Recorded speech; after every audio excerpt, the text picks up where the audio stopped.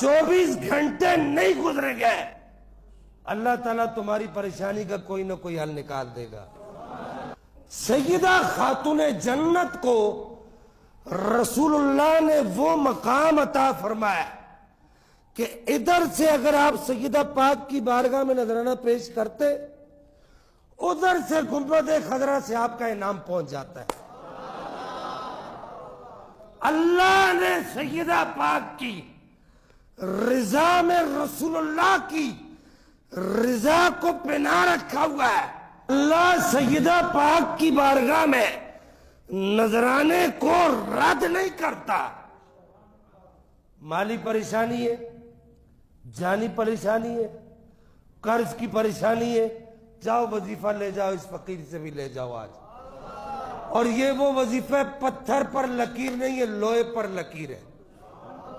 جانی پریشانی ہے، مالی پریشانی ہے، گھریلو پریشانی ہے، قرض خواہی کی پریشانی ہے، قرض داری کی پریشانی ہے، کاروباری پریشانی ہے، بچوں کی نافرمانی کی پریشانی ہے، رشتہ داروں کی پریشانی ہے، دنیا کی کوئی پریشانی ہو، یوں سمجھو عرش کا کلیجہ چیر کر تمہاری جھولی میں ڈالنے لگاؤ۔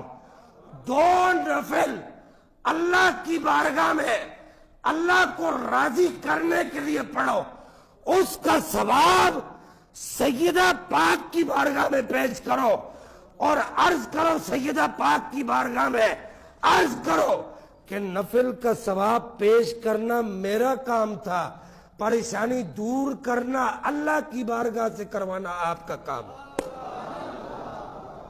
لکھ کر دیتا ہوں، لاؤ اسٹامپ لکھ کر دیتا ہوں، کوئی لکھوانا چاہتا ہے تو لکھ کر دینے کے لیے تیار ہو۔ نفل پڑھو گے 24 گھنٹے نہیں گزریں گے، بڑی بات کرنے لگا ہوں، 24 گھنٹے نہیں گزریں گے اللہ تعالیٰ تمہاری پریشانی کا کوئی نہ کوئی حل نکال دے گا۔ لیکن آخر میں ایک بات ہے، شرط یہ کہ اتھو پڑھنے لیں، کتھو پڑھنے لیں، ہاں اتھو پڑھنے لیں۔ وآخر دعوایا ان الحمدللہ۔